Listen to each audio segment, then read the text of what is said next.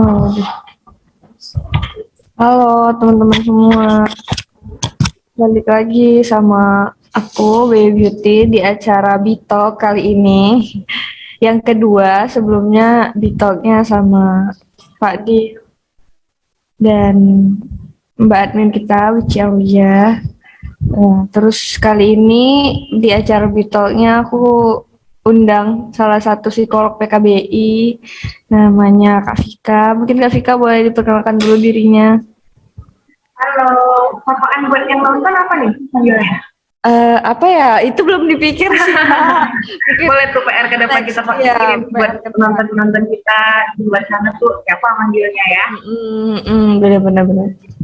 Oke, teman-teman, perkenalkan saya Vika Pramadipta MPS Psikolog. Saya tadi bekerja sebagai konselor psikologi PKBI. Di sebenarnya ada beberapa psikolog juga ya, Beb ya. Iya benar. Jadi mungkin hari ini membagikan kesempatan kita. Yep. Ya, nah mungkin sebelum masuk ke materi nih Kak, di Senin pagi nih kan, Senin baru abis weekend gitu kan. Nah, Baby boleh tanya nggak nih sama Kakak dikit gitu, seputar misalnya kesibukan Kakak sekarang apa aja selain di PKBI kan? Nah mungkin mana tahu ada kesibukan di luar selain di PKBI.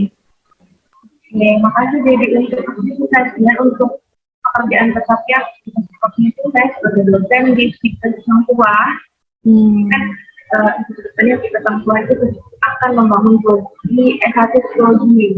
Jadi sekarang lagi pembangunan kehidupan Indonesia.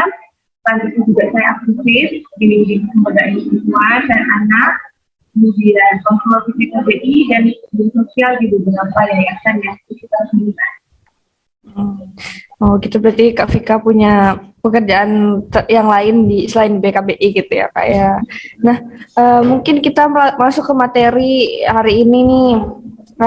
Seperti kayak judulnya self love. Jadi hari ini kita bakal ngebahas tentang self love. Yang mungkin Kak Vika bisa jelasin dikit dulu Kak tentang self love nih apa sih gitu. Mungkin ada teman-teman kan sama ini Bibi pernah bahas ya. Tapi mungkin ya cuma sekedar gitu sedikit yang kami ambilnya itu dari Google gitu. Nah mungkin ini kan lebih mumpung nih ada ahlinya langsung. Mungkin Kak Vika boleh jelasin dulu apa sih self love itu gitu. Ya, makasih Debbie. Jadi buat teman-teman, kadang kan kita punya aktivitas banyak. Kalau Debbie aktivitasnya selain di PKBI apa nih? Baby sambil kuliah, jadi sambil di PKBI sambil kuliah, terus juga ada bantu-bantu nenek ngurus pajak kayak gitu sih Kak. Nah ya, jadi kan dengan segala aktivitas kita nih, kita berusaha mau kuliah, jadi di kampus, kerja, dan kadang juga kalau misalnya pekerjaan kan kita bukan hanya bekerja dengan diri kita sendiri, itu bekerja dengan orang lain. Kadang kita agak kesulitan untuk mengatur waktu. Ya, kalau misalnya kelelahan fisik kita bisa dengan istirahat. Tapi kalau misalnya dengan kelelahan mental, maka istilahnya di psikolog itu burnout.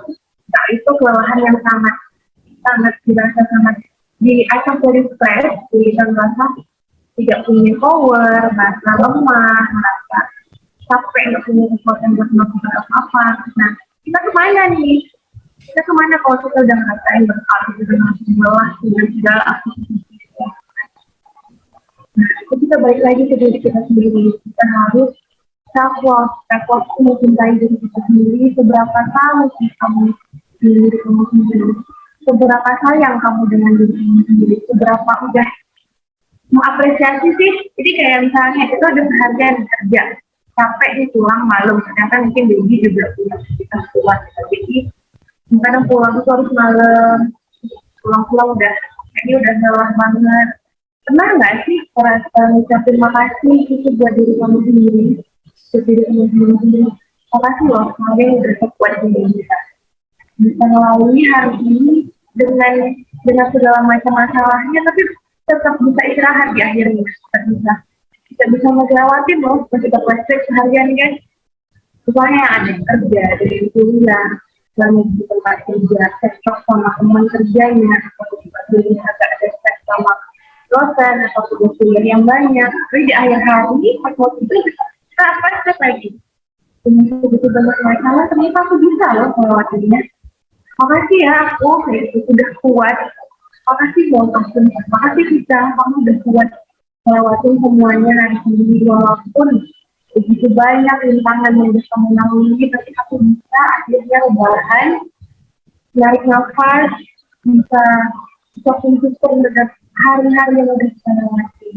Jadi, untuk self sendiri itu tindakan yang mendukung pertumbuhan fisik, psikologis, dan juga spiritual di diri kita sendiri. Nah, iya, mungkin sebelum di PKBI gitu ya Kak, masih menjadi, ya dulu kan sebelum di PKBI masih anak SMA nih gitu. Mungkin dulu tuh belum kepikir nih sama yang namanya self love, walaupun kayak misalnya kayak sekolah gitu kan, pulang sekolah sore, abis itu nanti ada tugas lagi atau ngeles kayak gitu-gitu kan pasti capek. Nah kadang ya bener kata Kak Vika, mungkin kalau capek fisik ya bisa tidur, bisa istirahat. Tapi kan kalau capek mental udah beda lagi ya Kak cara ininya, cara nanganinnya. Nah juga dulu tuh nggak pernah yang kayak ngomong sama diri sendiri, berterima kasih sama diri sendiri. Tapi semenjak gabung di PKBI, ketemu sama psikolog-psikolog, berbincang gitu sama teman-teman di kantor, ya yang alhamdulillah tuh ya maksudnya kalau di PKBI itu alhamdulillah ya teman-teman kantornya tuh yang sehat gitu loh Kak. Karena kan ada nih ya maksudnya di teman kantor tuh yang recok gitu-gitu kan. Nah, alhamdulillahnya di PKBI enggak. Jadi semenjak saat itu tuh udah lebih paham, udah lebih bisa ngehargain diri sendiri ya kayak yang tadi kakak bilang kalau lagi capek ya ngomong gitu sama diri sendiri gitu. Terima kasih kayak gitu sih. Dan ya sebenarnya secara nggak langsung itu tuh ternyata punya effort, maksudnya punya manfaat gitu loh untuk diri kita sendiri kayak gitu sih. Nah, mungkin buat teman-teman yang nggak tahu nih bentuk self love gitu. Sebenarnya bentuk self love itu banyak ya kak. Mungkin kakak bisa kasih tahu gitu teman-teman yang mungkin belum tahu. Nah, sebelum kita ngobrol bentuk self love, kita juga harus bedain antara self love sama memanjakan diri. Kadang kan, kadang kita suka salah nih. Kalau kayak misalnya ada tugas, ya mau self love dulu dengan me time misalnya gitu. Sedangkan ini bentuk beneran me time atau hanya self mechanism kita yang untuk menunda untuk mengerjakan tugas nih. Kadang ada juga bentuk self love itu kan namanya reward. Kadang udah melakukan hal sedikit, oh aku udah kerjain tugas hari ini dengan tepat waktu. Oh berarti aku bisa oh aku bisa belanja nih di Shopee misalnya, habiskan uang, habiskan Shopee Pay 100.000. Nah kadang-kadang ada yang begitu. Nah tapi kita harus tahu batasan gimana, kapan saat kita memang memanjakan diri kita dan memang kapan kita memang butuh di reward itu, butuh self love itu, butuh me time itu. Kita terus menerus, jadi kayak apa ya, memanipulasi pikiran kita. Jadi kan kadang otak kita ini kan pintar, dia suka memanipulasi. Jadi kadang berpikir di diri sendiri, oke lah, aku udah melakukan ini, aku bisa dapat ini. Tapi coba flashback lagi, udah seberapa besar usaha yang kamu lakukan sehingga kamu layak mendapatkan reward itu, mendapatkan nilai itu. Salah satunya itu tadi self love itu time, terus kemudian memaafkan kesalahan. Jadi misalnya seharian nih, jadi udah kerja, terus ada melakukan kesalahan orang lain, terus orang lain ada melakukan kesalahan ke Debbie. Kadang kan kita merasa kecewa, dendam. Jadi balik lagi, untuk kita memaafkan itu sebenarnya bukan untuk kita, bukan untuk kesehatan orang lain, tapi kesehatan hidup. Mau sampai mana kita terus dendam, kecewa, ujung-ujungnya kita sendiri yang bakalan sampai kita mikirin dia tuh salah loh sama, dia tuh harusnya ngelakuin ini sama aku ini, A, B, C, D, E, F, G dan gitu. Yang berpikir kan kita, sedangkan orang yang berkonsultan belum tahu kalau misalnya dia itu salah. Ya betul. Nah, balik lagi ke kita harus switch sudut pandang kita ubah sudut pandang kita dari sisi orang lain, bukan untuk orang lain tapi untuk diri kita. Oke, dia salah, aku kali ini aku kasih toleransi, memaafkan itu bukan untuk orang lain tapi hanya untuk meningkatkan dia.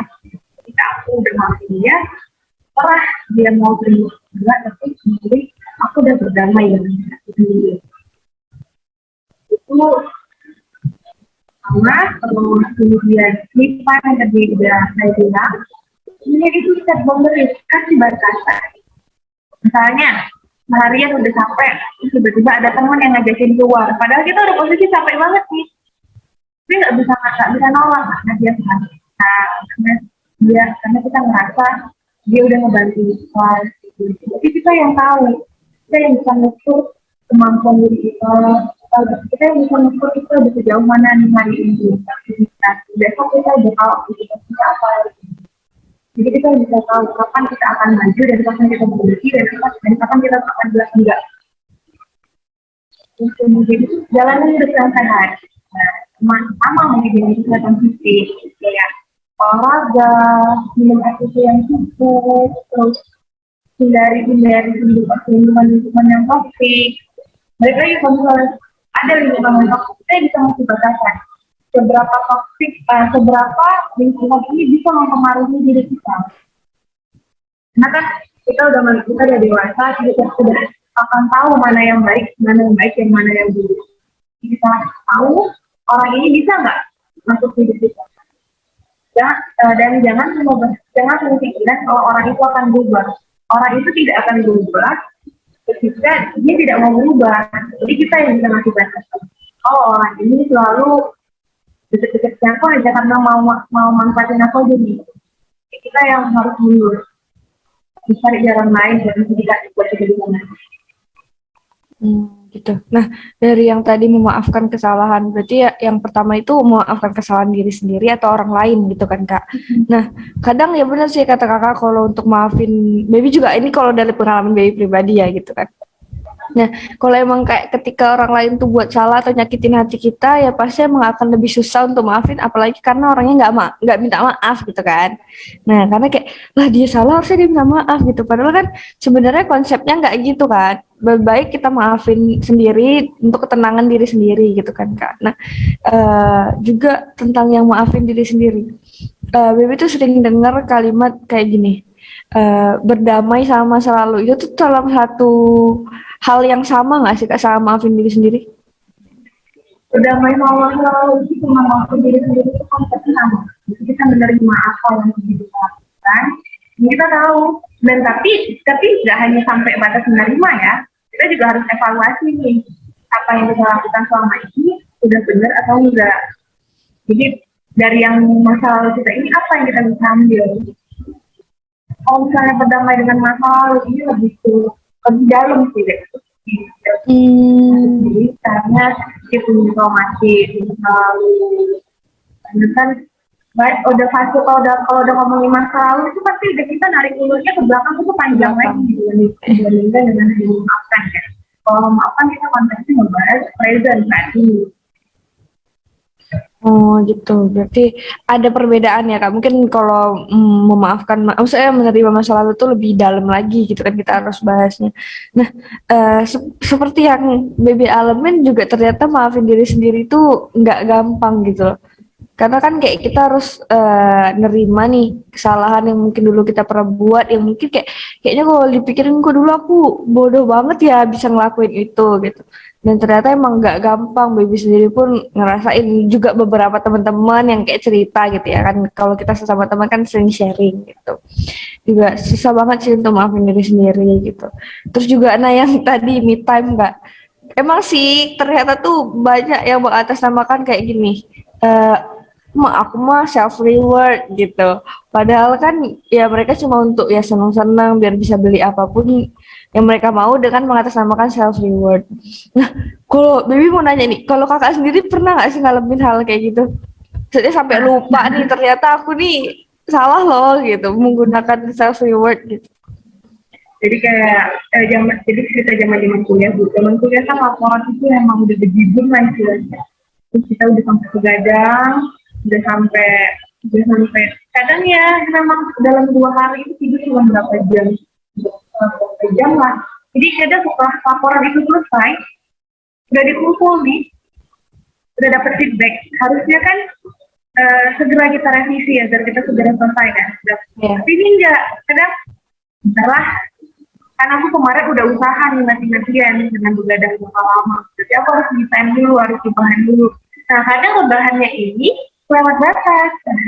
Kadang 2 hari lah cukup. Kadang kita ngerjain 2 hari, me time-nya juga 2 hari. Ini kalau ada kelebihan sampai berapa minggu, sampai seminggu. Dan ujung-ujungnya nanti ketika mendekati deadline, berulang lagi, begadang lagi. Emang pola-pola kayak gitu yang memang dibutuhkan. Jika emang kamu ngerjain itu 2 hari, ya me time kamu 2 hari. Gitu. Nah, yang set boundaries tadi tuh maksudnya apa sih Kak Bibi? Belum terlalu paham. Arti dari boundaries sendiri itu apa gitu?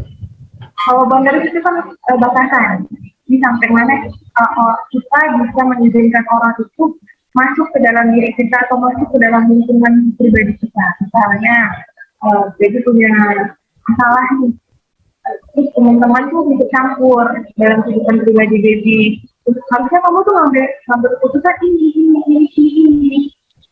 Jadi kadang kan kita pusing tuh ketika dihadapi situasi. Kita yang harus kasih batasan orang-orang mana aja yang bisa masuk ke dalam diri kita, dan kasih batasan juga ya keputusan yang akan aku ambil ada keputusan yang sesuai dengan diri aku. Mereka hanya bisa berbicara tapi tetap keputusan inti ada di aku. Lain halnya kayak kegiatan Senin sampai Sabtu kita full kegiatan misalnya. Terus hari Minggu tiba-tiba harus ada kegiatan, padahal kita udah schedule kegiatan lain nih. Karena kegiatan ini kegiatan yang mendadak. Kita harus tahu batasannya sampai mana kita harus kerjakan kegiatan ini, lakukan kegiatan di hari Minggu, atau kita nggak ngelakuin. Jadi ada batasan. Kita tahu kapan kita harus maju dan kapan kita harus enggak. Kapan kita harus bilang iya dan kapan kita harus bilang enggak. Oh,